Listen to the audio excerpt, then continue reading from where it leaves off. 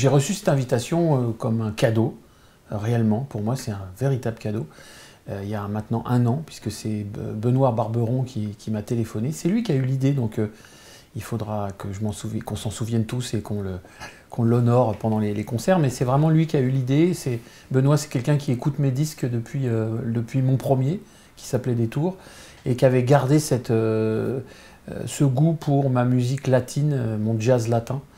Et donc c'est vraiment son idée. Donc moi je l'ai pris comme un cadeau il y a un petit peu plus d'1 an maintenant. C'est la première fois effectivement que je fais ce travail d'harmoniser, d'arranger mes compositions et quelques grands standards pour autant de musiciens. Je l'ai fait pour des petites formations, c'est-à-dire que du trio, on est passé au quartet, au quintet.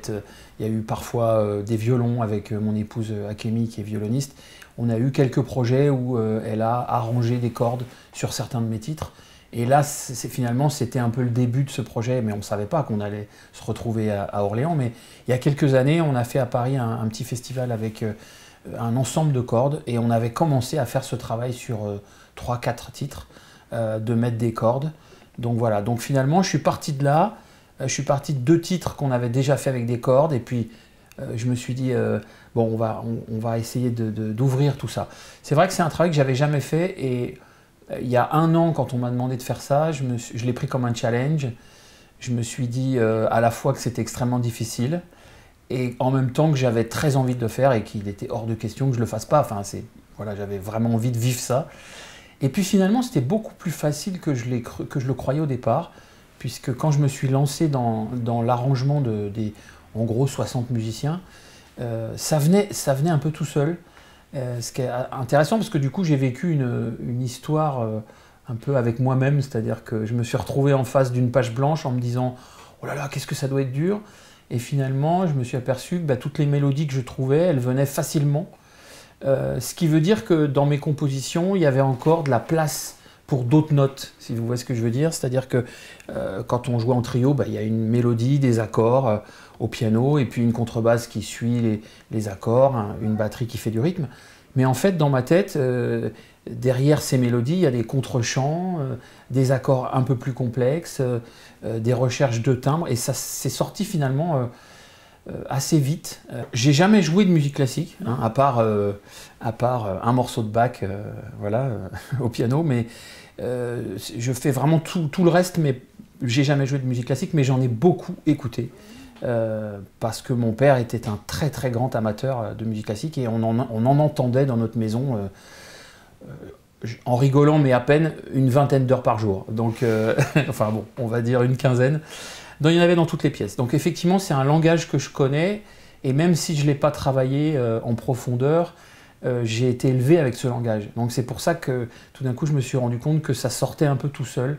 Tous ces contre-chants et ces harmonies. La disposition du trio par rapport à l'orchestre, c'était une vraie question qu'on s'est posée avec Benoît au départ, c'est-à-dire que est-ce qu'on met le trio au centre devant la scène, et puis l'orchestre sur les côtés, mais on avait peur que le trio cache un peu l'orchestre, en tout cas les violons qui sont tout de suite derrière le piano. Un piano, ça prend de la place, hein, surtout si c'est ouvert en grand. Donc on a décidé finalement de pousser un peu le trio légèrement sur la gauche, hein, ce qu'on appelle à jardin dans le langage de la scène. Et voilà, donc on aura le piano, moi je suis pratiquement complètement à jardin, et puis la batterie, le contrebasse d'abord, enfin basse électrique pardon, avec Thierry Fanfan, et notre batteur qui nous vient de Los Angeles qui s'appelle Dan Schnell. Et puis voilà, donc du coup, et après ça continue à partir du milieu, on a les cordes, les 4 sections de cordes, avec les contrebasses tout à droite, tout à court. Et puis derrière ça, il y a les vents, et puis tous les vents, les bois et les cuivres, je veux dire. Et ensuite, il y a les percussions qui sont légèrement derrière le batteur pour être quand même un peu connectés. La grande difficulté, c'est ça, c'est que maintenant, il faut connecter les musiciens ensemble, et surtout tout le set de percussion avec le batteur, puisque c'est une musique qui ne supporte pas qu'il y ait des nuances de tempo. C'est une musique dansante, donc dans une musique dansante, il n'y a pas de changement de tempo, on doit jouer en étant assez droit. Et finalement, ça, c'est une difficulté pour l'orchestre. parce que l'orchestre est habitué à avoir des mouvements, ça peut ralentir, ça peut s'accélérer, et ça fait même partie de l'expression d'un bel orchestre. Là, quand on joue de la musique latine, si on joue une samba, si on joue une bossa nova, ça ne doit pas bouger d'un millimètre. C'est le bonheur de cette musique, c'est justement dans le confort d'un tempo qui ne bouge pas. Il y a des improvisations, c'est prévu, c'est un peu le but. D'abord, c'est le but de la musique de jazz.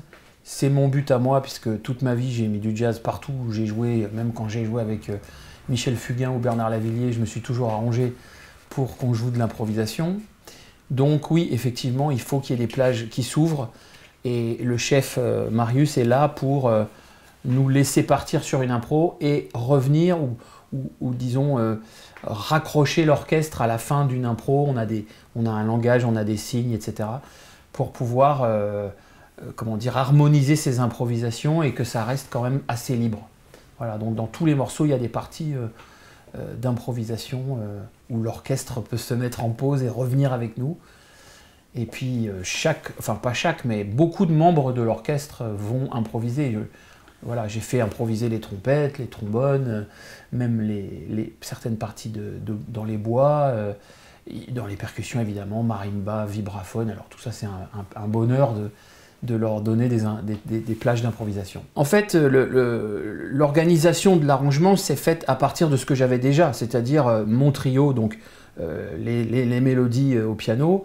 Souvent, je fais appel à un trompettiste ou à une chanteuse sur un morceau brésilien qu'on va jouer qui s'appelle Pura Imaginação, ou à un violon avec mon épouse qui s'appelle Akemi Fillon et qui joue dans l'orchestre d'Orléans depuis toujours puisqu'elle est née à Orléans.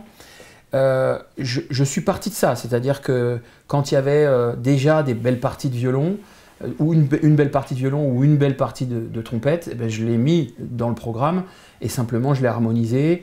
Et puis je vais demander à un des trompettistes de parfois sortir un peu pour faire une improvisation, pour retrouver cette couleur du trio plus un invité.